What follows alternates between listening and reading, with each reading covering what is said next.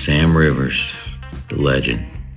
Truly, such a gifted, unbelievably. In 2001, they played for 250,000 people at Rock im Park.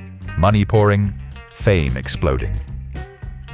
24 years later, the bassist who held it together leaves one voicemail that never reaches Fred Durst. The message surfaces after his death. However, one line in it changes how fans remember that golden age forever. What did he say? A silent alarm ticks in the backstage light. A rhythm section's pulse begins to fade.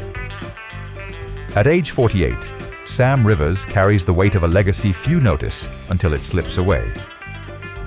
He co-founds Limp Bizkit in 1994, rides the rush of late 90s nu metal, yet fights a private war against liver disease. The band confirms his death on October 18, 2025. In 2015, Rivers steps away from the band under a public story of disc issues, yet his real battle begins after doctors diagnose advanced liver disease caused by heavy drinking. Later, a liver transplant marks his comeback in 2018. The problem was simple. He had fallen behind the beats of his own making. He returns to stages, but time both heals and hunts. Few remember the dates. 1977, he's born in Jacksonville, Florida. 1997, he's 19 when Limp Bizkit drops $3 bill y'all. Then 2015 to 18, the hiatus, surgery, resurrection. Each mark points toward today's arrival of tragedy. Still, the comeback appeared solid. The summer of 2025 sees the band touring, a new single released. It felt back to life. However, the countdown hides in plain sight. A man surviving a transplant carries risk. The bass lines that punched through speakers now have an expiry etched into his cells. As fans stream hits like Break Stuff, approaching 1 billion Spotify plays, with keyboard clicks, few realize he's running out of time. The final message from Fred Durst arrives after the end, an 8-minute video that hits millions and rewires how fans see Rivers' last months. And so the countdown reaches 0, but the reveal begins. A phone lights up in the dark. A final video drops after the end. On the morning of October 19, 2025, Fred Durst posted an 8-minute video tribute to his longtime bandmate Sam Rivers, who died at age 48 the day before. In a shimmering studio light, Durst's voice breaks as he says, "I've gone through gallons and gallons of tears since yesterday." Durst begins by recounting their first meeting at a small bar in Jacksonville Beach when Rivers was 18 and Durst was 25. He tells how he saw Rivers playing in a band called Malachi Sage, then said, "I got this idea for this band I want to do." And he looked at me and says, "Killer, I'm in." That moment seeds the future of Limp Bizkit. The public hears Durst's fond memory and senses the regret beneath. The timing of the video stuns fans. Why did Durst wait until after Rivers' death to speak so openly? The band announced Rivers' passing via Instagram on October 18th, describing him as our heartbeat and pure magic. The tribute video follows just hours. Later, massive, raw, unscheduled. Viewers watch Durst mention their global tours, stadiums, and endless hours together, then pause as he adds, "I just love him so much." What he said and when he said it opens a deeper loop.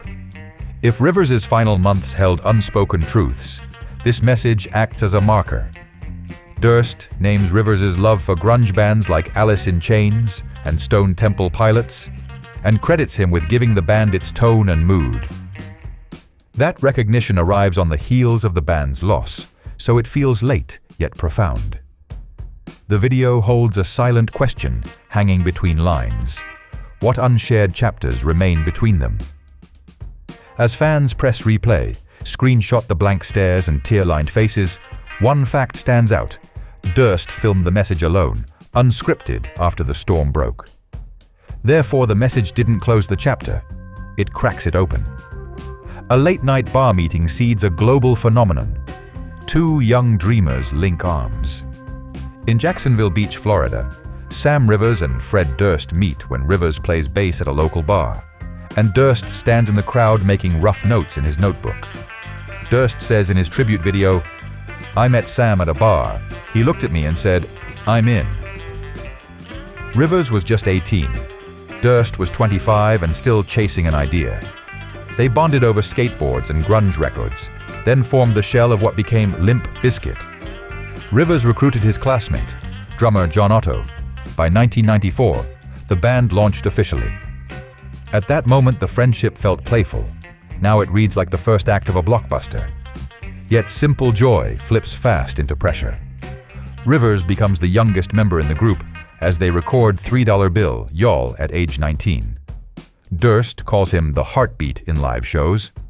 Despite the early summers of success, they dodge underlying issues around credit, health, and direction that Rivers faces quietly. The very friendship they built gets tested. What changed as the world zoomed in? In 1999 and 2000, the band sold millions of records. Significant Other and Chocolate Starfish and the hot dog-flavored water took the charts by storm. Rivers stands under the floodlights, but the closeness with Durst begins to tilt toward distance. The message from Durst later frames that gap when he says in his video, "We've been on a massive roller coaster." Despite fame, they return to one moment, that bar meeting in Jacksonville. Rivers playing bass, Durst with a vision, together launching a change in music. The early promise gives birth to the later silence. Crowded clubs turn into packed arenas. A young bassist holds the groove that defines a generation. At 19, Sam Rivers stands on stage with Limp Bizkit as their 1999 album Significant Other debuts at number 1 on the Billboard 200 and sells 174 copies in its first week. The record eventually reaches over 9.6 million sales globally. That moment marks the shift from underground aggression to commercial domination, and Rivers anchors the rhythm. The band rides fast on their next move. In October 2000, they released Chocolate Starfish and the hot dog-flavored water, which shatters records with over 1,054,511 first-week U.S. sales, the fastest rock debut since SoundScan began in 1991. Rivers' 5-string bass looms large in tracks like Break Stuff and Rollin', Air Raid Vehicle. The sound becomes the anthem of a generation riding out the 90s and charging into the millennium. However, behind the chart numbers lies tension.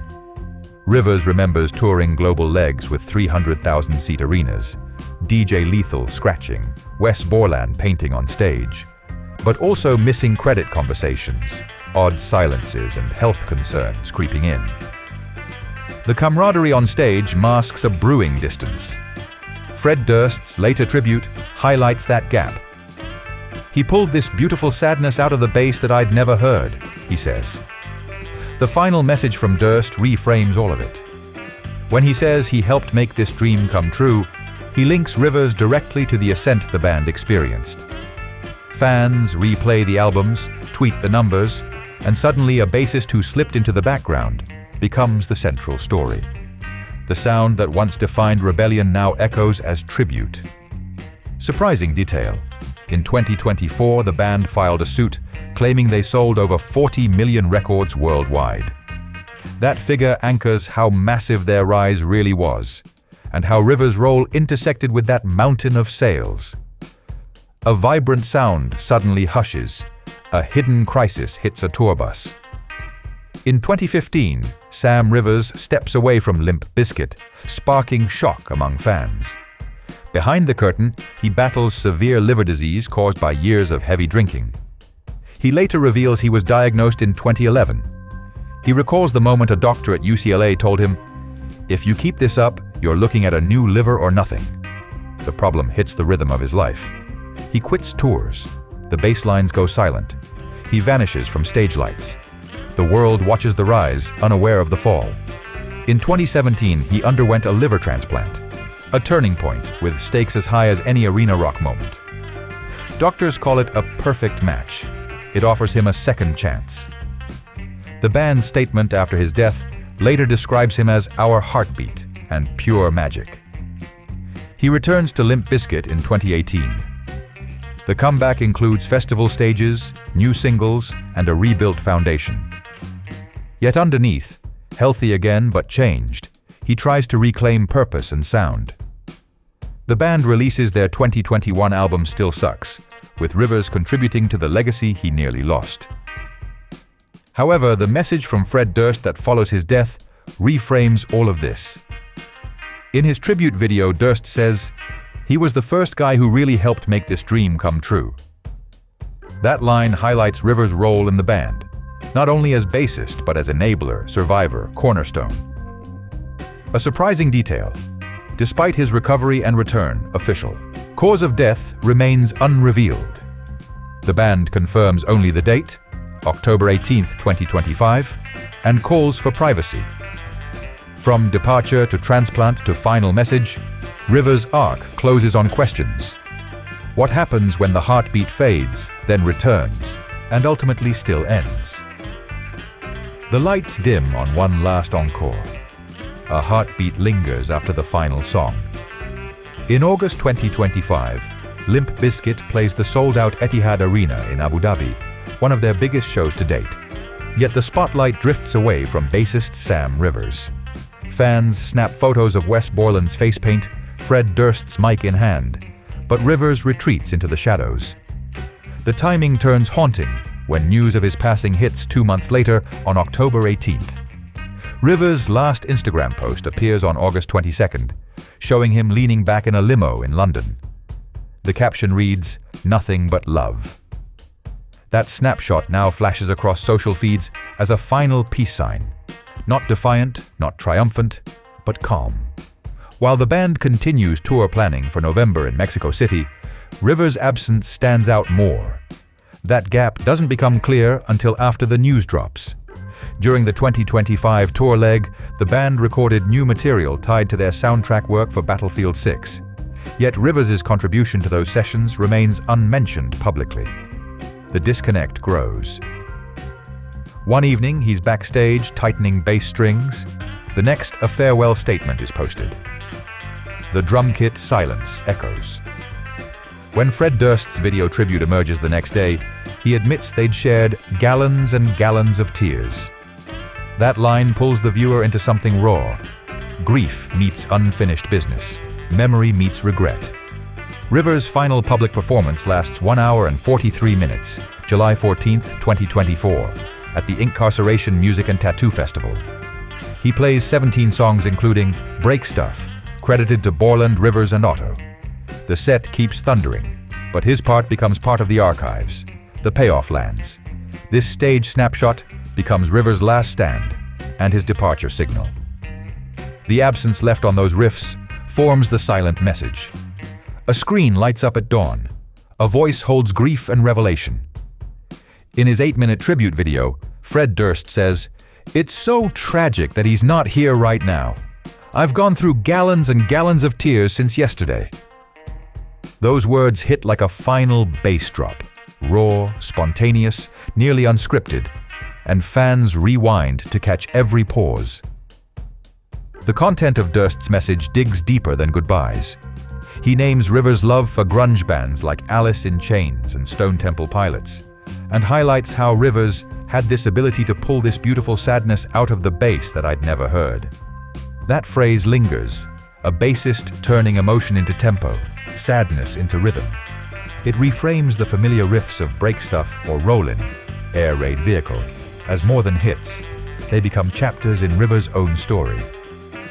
Why do listeners stop at this message? Because it flips the power dynamic. For decades, Rivers stood behind Durst's spotlight. Now Durst gives him center stage in memory. The open loop. What did Durst mean when he whispered, "What he's left behind is priceless"? Fans speculate. Is this about royalties, untold tours, hospital nights, promises unrevealed? Durst's tribute video draws tens of millions of views within hours and sends surge traffic to Rivers' final Instagram post on October 17, 2025. A post captioned, "Nothing but love." That post appears just 1 day before Rivers' death is announced. The combination of message to message, post to post, creates a narrative weave where the last public action and the final spoken word collide. The meaning crystallizes when you consider Rivers' 2015 departure, 2017 liver transplant, and 2018 return. All of that returns in Durst's words: comeback, resilience, but also silence. The message doesn't end the story. It points to the fragment beyond the stage. This chapter closes with a surprise detail. The video ends 1 second early, cutting off mid-sentence. That blank pause becomes part of the message's meaning. Thousands chant the riffs. Millions stream the grooves. A legacy shifts in the shadows. When Limp Bizkit announces the death of bassist Sam Rivers at 48 on October 18, 2025, the message hits like sudden silence after a stadium roar. The band's post reads, "Today we lost our brother, our bandmate, our heartbeat." Fans flood social platforms within hours. Reddit threads explode with questions. Why did he look tired in the last tour photos? And why was the drum kit shadow empty at that final encore? These flickers of memory tie to Rivers' 2015 departure for liver disease, 2017 transplant, 2018 return. What Rivers leaves behind connects to a generation raised on goodbye anthems and heavy grooves. His lines in Significant Other and Chocolate Starfish and the hot dog-flavored water-scorched charts, those records sold millions. But his legacy goes deeper. Fellow musicians call his bass style soul in the sound, and Durst credits him for pulling beautiful sadness out of the bass. That music lives in playlists, in skate parks, in late-night drives. His rhythm still moves people. The message from Durst reframes how fans interpret those riffs. When he says he helped make this dream come true, it shifts perspective. Rivers isn't a companion, he's co-architect. The aftermath invites a turning point, remembering a bassist who stood just behind the spotlight, now stepping into it. Yet the closure remains incomplete. The cause of death remains unrevealed. The tribute video ends mid-sentence. Some fans sense unfinished business in those gaps, and others channel regret. Missed shows, skipped interviews, unanswered calls. Surprising detail. Shortly after the announcement, the band's previous albums spiked in streams by over 400%, data you can track by late October. That surge marks every listener digging for meaning, replaying Break Stuff and Rollin' through a different lens. The crowd quiets, the bass fades out, and one message changes what we keep. When Sam Rivers died at 48 on October 18, 2025, Limp Bizkit called him their heartbeat. The tribute rang out across Instagram and news feeds, yet for many it triggered something bigger, a rewriting of what we thought they were. Rivers helped launch the band in Jacksonville, Florida, in 1994 when he and Fred Durst first teamed with drummer John Otto. His early years on tuba and guitar at Arlington Middle School gave him a foundation few imagined before the arena lights came. The band's breakthrough with Significant Other, 1999, and Chocolate Starfish and the hot dog-flavored water, 2000, cast Rivers' bass lines into millions of homes and festival fields. However, his exit in 2015 for health reasons and his return after a liver transplant in 2018 added depth to his story of survival. The final message from Durst reframed his role. He had this ability to pull beautiful sadness out of the bass that I'd never heard. Suddenly, Rivers shifted from background to center stage in fans' remembrance. Why did it matter so much now? Because the message surfaces at a time when musicians confront their own mortality and brands reclaim their icons. Rivers' face-painted era meets an industry that packages character and legacy. The fans who once hurled horns in mosh pits now watch archives, stream old bass lines, and reflect on the person behind the noise. Rivers leaves over 40 million records sold worldwide, tied to Limp Bizkit, and he appears on all their 6 studio albums, facts that cement his imprint. His last Instagram post dated "Nothing But Love" becomes a touchstone. His silence now echoes louder than any solo ever played. That shift changes how we remember Rivers, not just as bassist, but as bridge between friendship, crisis, art, and loss. The band moves on, but he remains their heartbeat, archived in every groove. A journey built on noise now pauses for reflection. A legacy rebalances without its heartbeat.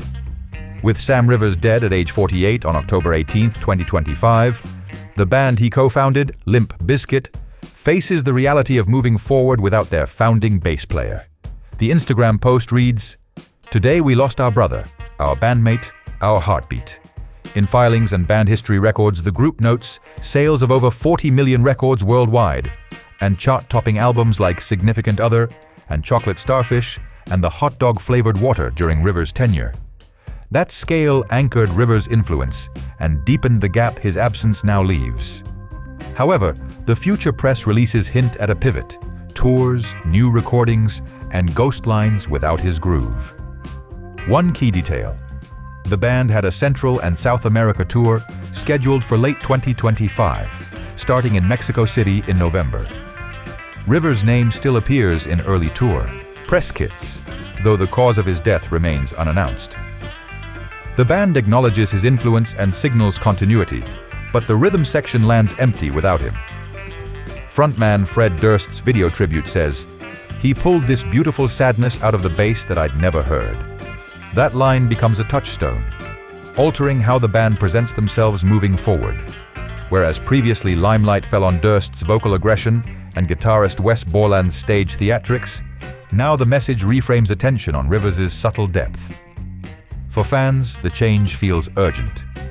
The identity of Limp Bizkit, part spectacle, part raw aggression, now carries a missing piece. New singles teased in September 2025 still include Rivers in liner credits even after his passing. The overlapping record of tribute and production means the band's next act becomes entwined with memory. A final farewell hushes the roar. A voice echoes where the stage once thundered. The 8-minute video Fred Durst shares after Sam Rivers' death changes everything. In it, Durst says, "He pulled this beautiful sadness out of the bass that I'd never heard." That phrase sticks in the collective mind and forces a new look at what Rivers meant to Limp Bizkit and to the fans. The band's own announcement reads, "Today we lost our brother, our bandmate, our heartbeat." That choice of words frames Rivers as more than a musician. He becomes a myth, memory, missing link. The cause of death remains unknown publicly, but his history speaks. He battled alcohol-related liver disease, underwent a transplant in 2017, and returned to the band in 2018. His survival story adds weight to the final message. After the tribute drops, fans flood social media with his last Instagram post from October 17, 2025, caption, "Nothing but love." They rewind songs, revisit bass lines, and reflect on moments they skipped. Streams of Significant Other, 1999, and Chocolate Starfish and the hot dog-flavored water, 2000, surge again. Rivers' groove rides new waves of remembrance. Why now? Because the message lands when his life's timeline closes, when we can't ask him what he meant. Therefore, it becomes both a gift and a riddle. Durst's late tribute serves as the key to that riddle: affection, regret, recognition. It reveals what Rivers gave and what the band will carry. A surprising detail caps this chapter. In the video, the final sentence cuts 1 second early. That blank frames loss and leaves the last line open, so the memory fills what remains unsaid. A stage goes silent. A life closes one chapter, but the echoes linger.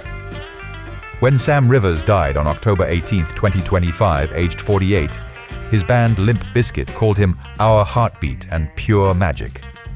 They didn't reveal the cause of death. Yet Rivers' earlier battle with liver disease and his 2017 transplant give this final moment a rare sharpness.